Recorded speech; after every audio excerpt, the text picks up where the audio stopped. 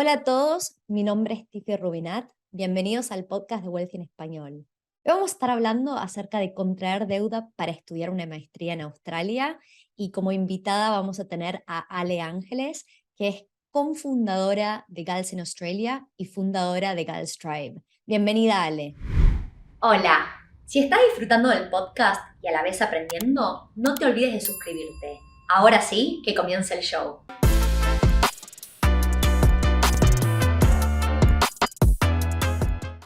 Hola Ale, ¿cómo andás? Hola Tiffy, muy bien, muchas gracias por la invitación. Gracias por estar acá. Quiero que arranquemos dándole un poco de contexto a la audiencia acerca de dónde sos originalmente y en qué año, en qué momento llegaste a Australia y con qué planes. Claro que sí. Yo soy de la Ciudad de México y llegué a Australia en finales de febrero del 2018 y el plan que yo tenía era estudiar una maestría. Entonces yo llegué a Australia con una visa de estudiante en febrero del 2018. Buenísimo. ¿Y puedo preguntarte ahora qué estatus de visa tenés? Sí, ahora a partir de finales del año pasado me otorgaron la residencia permanente, entonces sí, ya tengo un poquito más de medio año con la residencia permanente. Felicitaciones, qué gran Gracias. paso, ¿no? Sí, muchas gracias. Ah, voy a decir que de fondo estoy viendo a tu perro. ¿Cómo se llama? Laika, Laika. Laica, divina, hermoso. Entonces, me encanta que estés compartiendo cómo llegaste, porque mucha gente, vos recién me decías, Tiffy, yo soy apasionada de compartir mi historia, porque mucha gente piensa que llegando con una visa de estudiante tus opciones son limitadas, y vos lograste llegar como estudiante y ahora ya sos residente, ¿no? Entonces, las cosas se van dando.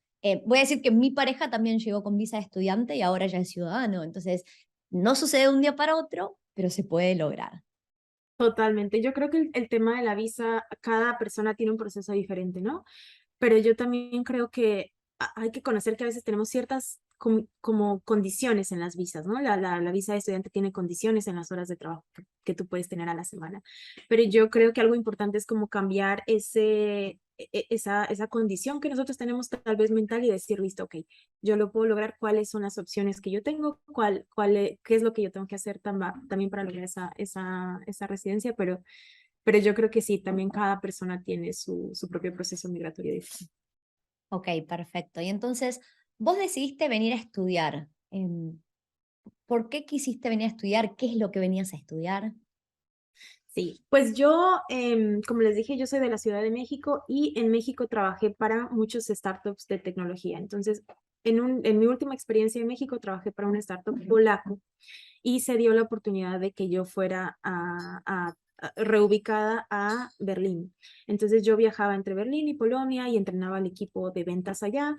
Y la verdad es que yo era muy feliz en ese trabajo y muy feliz por la oportunidad de trabajar en Europa. Y mi pareja, ahora mi esposo, él es australiano, entonces él me decía, bueno, ¿cuándo vienes a Australia? Ya para quedarte, y yo no quería porque yo tenía ese trabajo en Alemania. Entonces, bueno, finalmente tomé la decisión, pero yo tomé esta decisión como muy consciente de que yo quería ser de alguna manera independiente, entonces yo no quería depender de él. Y entonces yo conscientemente tomé la decisión de venir con una visa de estudiante. Y como yo tenía desde hace mucho tiempo la intención de empezar un negocio, yo pensaba, y con muchas inseguridades, yo pensaba que uno para emprender tenía que estudiar y tenía que saber cómo emprender. Entonces yo estudié emprendimiento e innovación que tenía como en la Trove University, pero tenía como un enfoque más como hacia startups.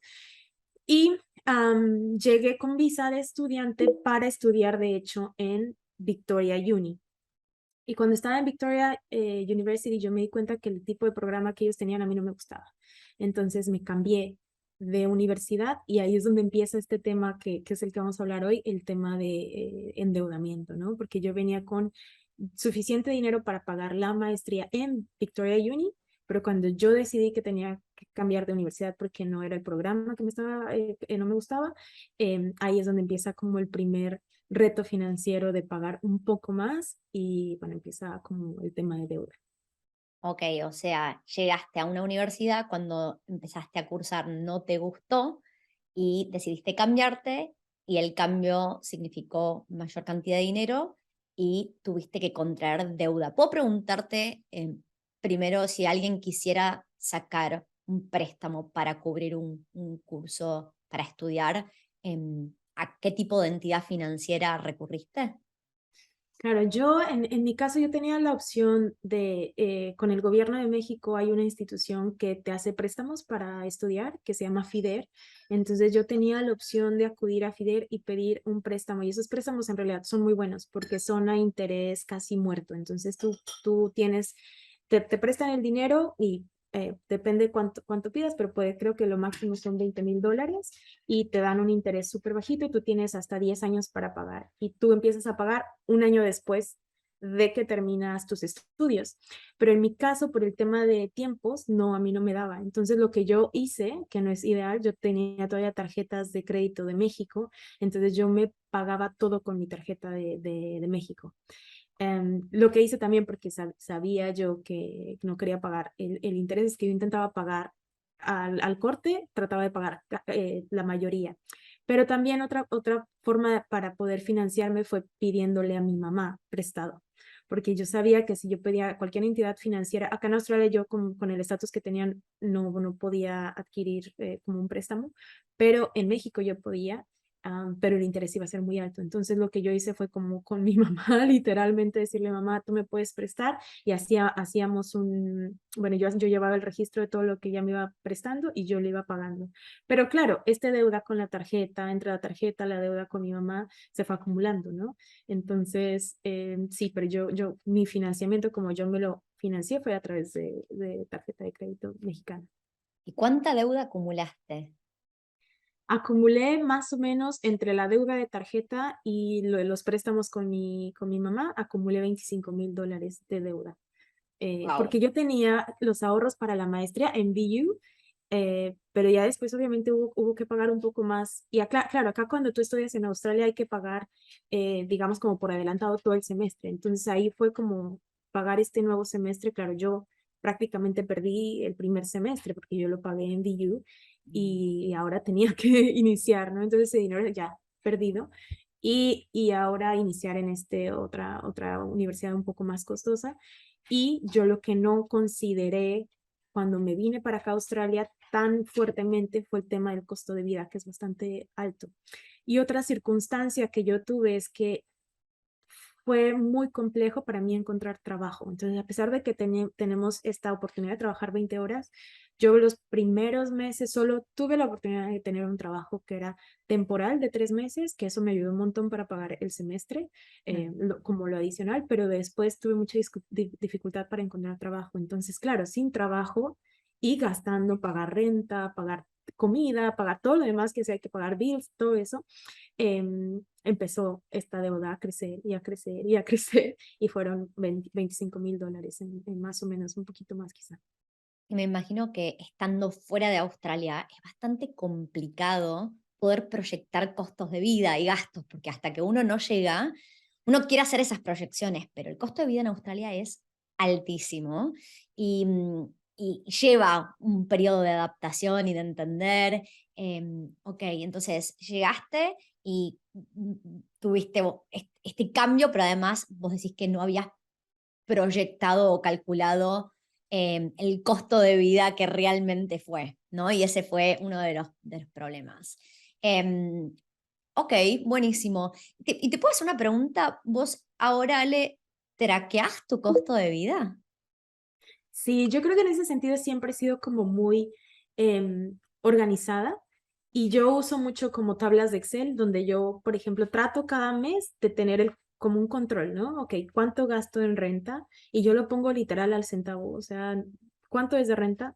Tanto. ¿Cuántos son de bills? Y tratamos como de hacer, ahora con mi esposo tratamos de hacer esta como proyección de, ok, no todos los meses nos llega lo mismo de, por ejemplo, energía o de agua. Entonces tratamos de más o menos proyectar cuánto es lo que gastamos en promedio cada mes y eso lo planificamos, ¿no? Ok, listo, es tanto. ¿Cuánto es de comida? Entonces nosotros llevamos como esa organización y otra manera para mí bien fácil de saber dónde es que yo tengo a lo mejor como ese leaky bucket a veces que no sabemos en qué se nos van los gastos, es como tener destinado siempre ese dinero, ¿no? Entonces yo tengo una cuenta donde, que es una cuenta donde entra, por ejemplo, nómina o donde entran mis ingresos y esa cuenta en cuanto a mí me llega, yo empiezo a distribuir, ok, tanto es para la renta y se va a otra cuenta, ¿no? Que es la cuenta común que tengo con mi esposo. Entonces, tanto es de la renta, todo lo que sea de casa se va a esa cuenta en común. Cuánto yo, por ejemplo, mando a inversión, cuánto yo mando a lo que voy a gastar en el mes, para salidas con amigas o para el cafecito y tal, pero yo llevo ese registro. Entonces, como que trato de ser súper organizada porque no hay sorpresas para mí, ¿no? No es como que, ay, este mes gasté tanto dinero y ni siquiera me di cuenta, ¿no? Para mí ya no existen esas sorpresas porque ya lo tengo como súper planificado y yo creo que es como que uno se tiene que hacer el hábito, ¿no? Hacerlo de manera consciente. Son hábitos, o sea, lo que vos estás diciendo es que cada vez que vos te entra tu ingreso, antes de empezar a gastar, vos ya empezás a separar el dinero para lo que vas a usar y lo separás, entendí, en tres formas distintas, ¿verdad? Una sería para el alquiler, otra sería para tus gastos de vida y la tercera es para después decir, perdón, alquiler y gastos de vida es una, otra es ahorros, puede ser, ahorros e inversiones, y la tercera sería ok, me puedo dar ciertos gustos, pero cuando se termine ese dinero, se terminó. Correcto. Y yo lo separo de manera en la que, por ejemplo, yo siento para mí, al menos es como el dinero que me entra, yo me voy a pagar a mí misma primero. Entonces, este tema de inversión y ahorro, para mí es como, yo no voy a permitir que esto se me vaya porque esto es para mi futuro. Entonces, yo invierto con esa conciencia de decir, ok, esto que me llegó hoy se va a multiplicar, lo voy a invertir o lo voy a ahorrar. El ahorro, yo solo hago ahorro para temas de fondo de emergencia. Porque claro, acá las cuentas de ahorro no tienen un interés tan alto, entonces yo sé que si yo me dedicara solo a ahorrar, yo en realidad estaría perdiendo por la inflación. Claro. Entonces invierto, ahorro, y la otra parte que es como el día a día, y bueno, esos gustos que yo también tengo de salir con las amigas o tomarme un café, también lo tomo en otra cuenta separada también. Perfecto. ¿Y has definido porcentajes que le asignás a cada una de estas cuentas o cómo distribuís tus ingresos? Sí, en realidad por porcentaje no, pero por cantidad. Yo tengo súper claro cuánto es de renta, cuánto es lo que calculo, por ejemplo, para salidas con amigas, cuánto es lo que pongo en mi fondo de emergencia cada mes, cuánto es lo que se va a inversión. O sea, como que la cantidad la tengo. En realidad no he hecho el tema de porcentaje cuánto es, pero sí tengo muy claras cuáles son esas cantidades. Buenísimo, buenísimo. Entonces, vamos a recapitular. Ujú. Em, ya llegaste en el 2018. Llegaste con 2018, visa sí. de estudiante, ahora ya sos residente, contrajiste deuda. ¿Esa deuda la pudiste pagar o seguís teniéndola? No, esa deuda la pude pagar. Entonces, yo lo que hice una vez, desde que empecé a tener trabajo, por ejemplo, trabajaba en un bar, también trabajé en un restaurante, y en los trabajos que yo empezaba a tener, yo no, como no trabajaba suficientes horas, no tenía suficiente para cubrir, para hacer un ahorro, por ejemplo, para pagar esta deuda. Tenía como para todo lo demás, pero para la deuda quedaba un poquito. Pero yo, así tuviera un poquito, lo destinaba a ese ahorro para pagar mi deuda, con ese objetivo de pagar la deuda. Entonces, yo empecé a usar como una regla que se llama la regla del 50, 30 y 20, ¿no? Entonces, esta regla dice que tú puedes utilizar hasta el 50% por ciento de tus ingresos para cubrir todas las necesidades que tú tienes, renta, comida, no sé, los bills, todo esto, ¿no?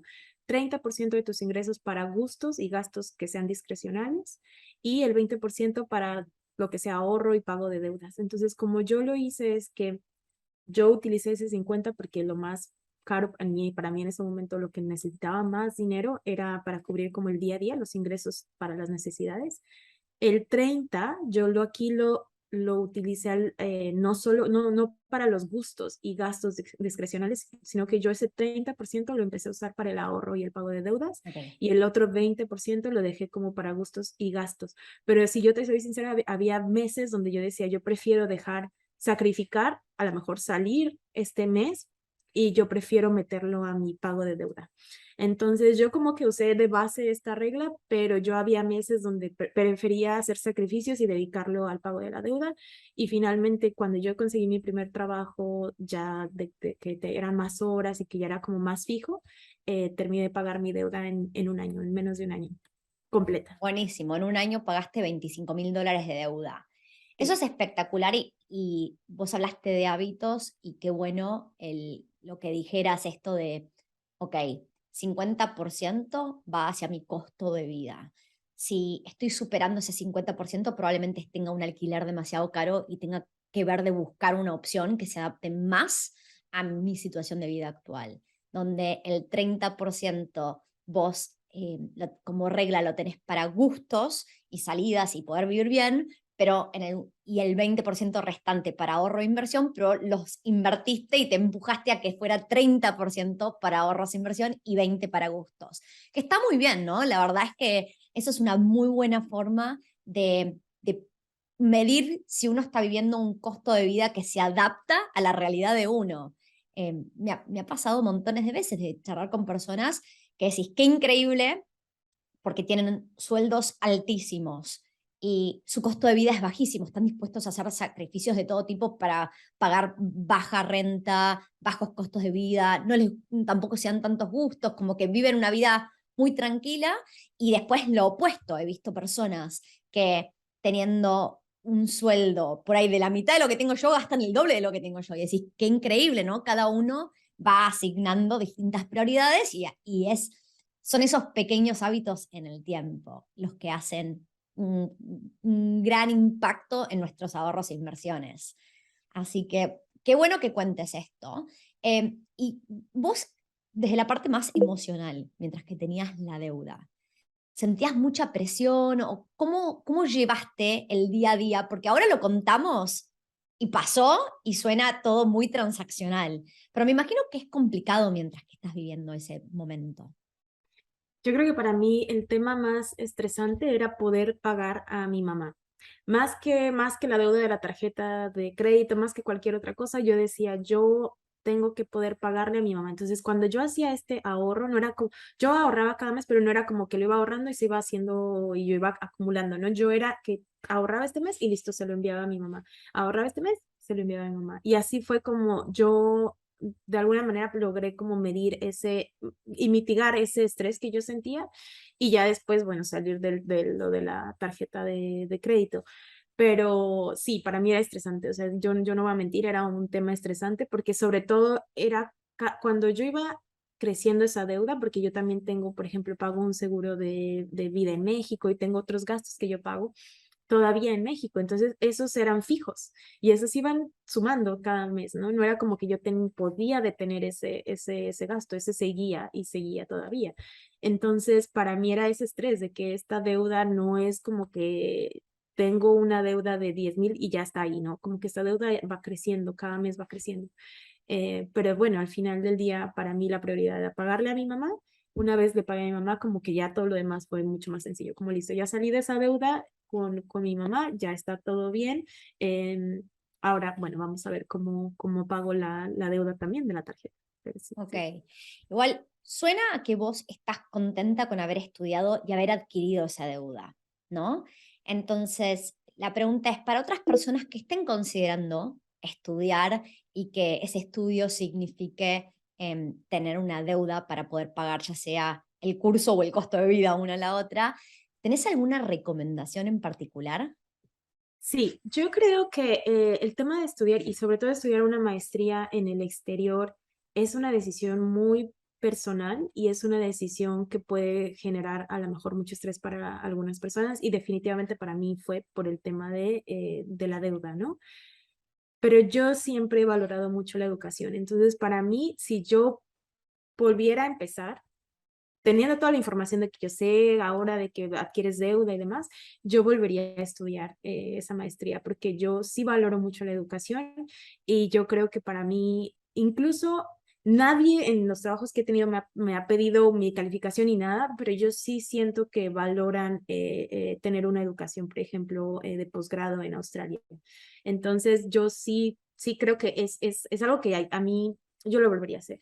¿Qué consejo le daría a alguien más? Que em, a lo mejor que piensen qué otras opciones hay también, ¿no? Porque yo tengo otras amigas que han venido a Australia, a lo mejor a empezar con cursos como de inglés y tienen la meta de estudiar una maestría, pero deciden primero venir y ver si les gusta el país, si les gusta el sistema educativo, o sea, como de una manera tal vez más estratégica, ¿no? Como venir, ver si les gusta y empezar a ahorrar y después ya empiezan a estudiar la maestría después de, no sé, 1, 2 o 3 años estando en Australia. Entonces creo que depende de la estrategia que cada quien tenga. En mi caso y como se dieron las circunstancias, yo decidí venir a estudiar la maestría y yo lo volvería a hacer igual. El proceso para mí sería igual.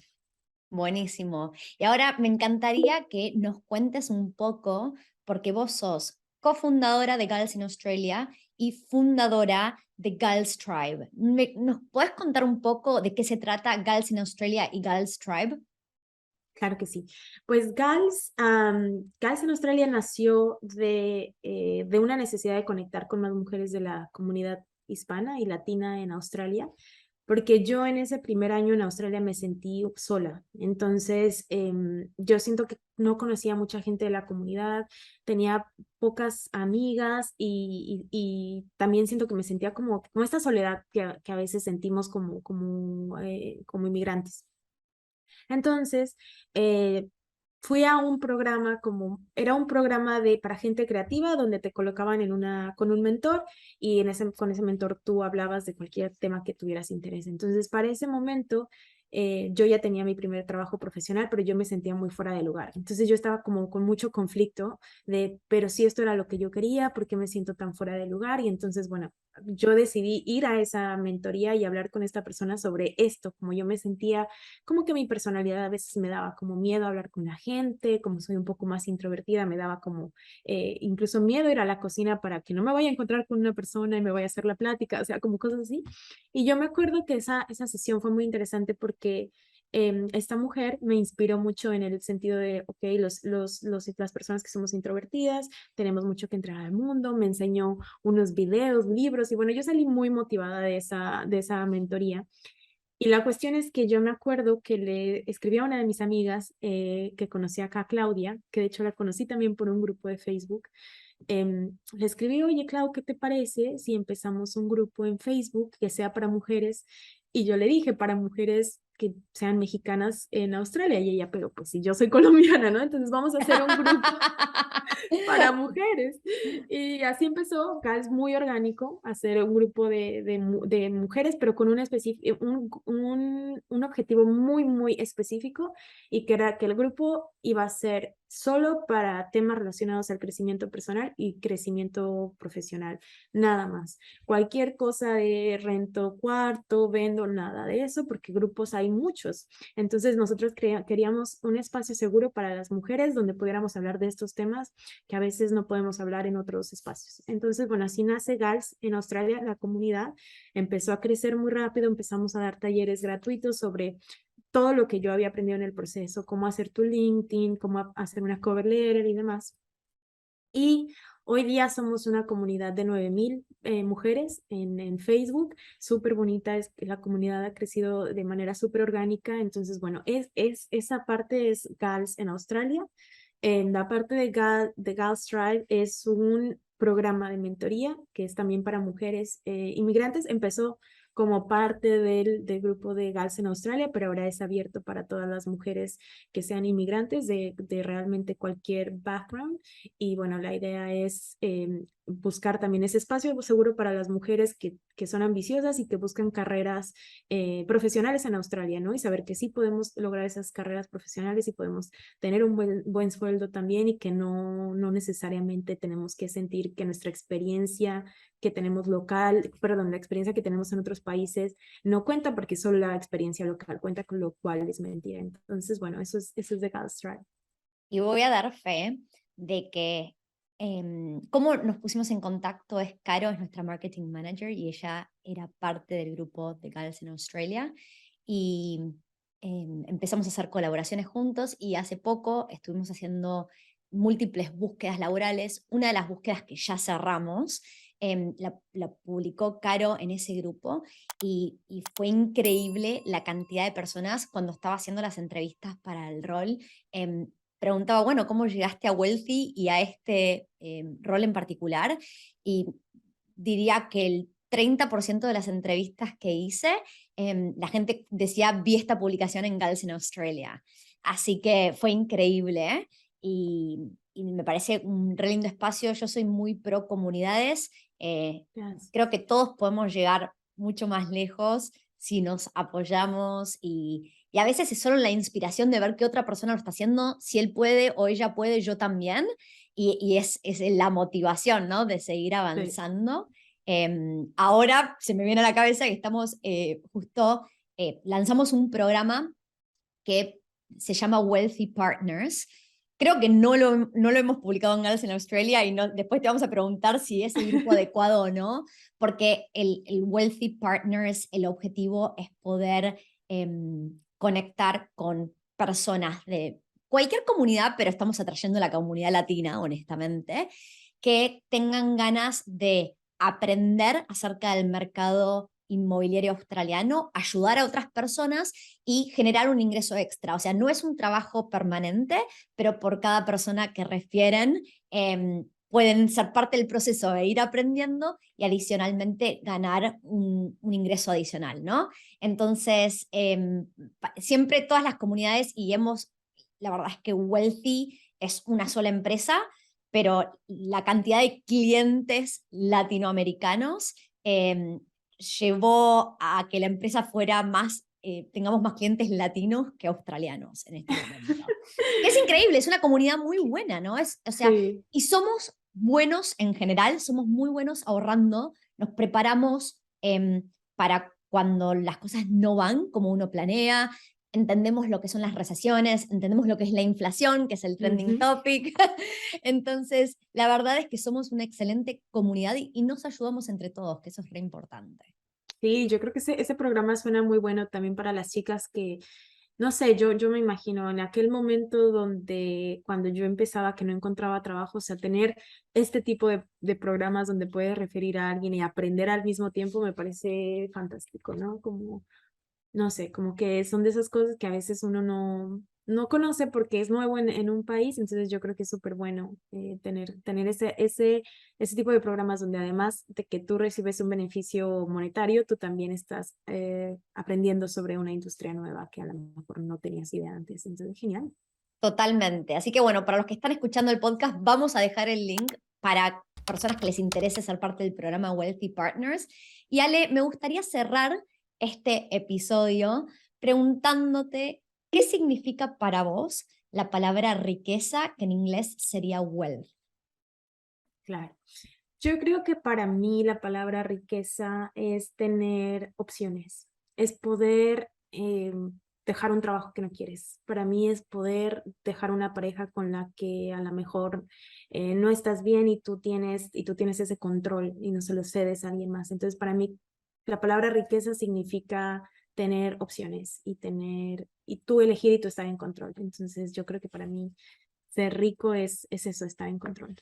Me encanta, me encantó la definición. Bueno, te agradezco mucho el haber compartido tu historia personal en el podcast de hoy y vamos a estar en contacto. ¿Querés dejar algún mensaje final a la comunidad? Muchísimas gracias, Tiffy. Yo creo que muy bueno que tengamos estos espacios también en español. Está súper, súper bueno y muchas gracias. Muy honrada de estar en el programa.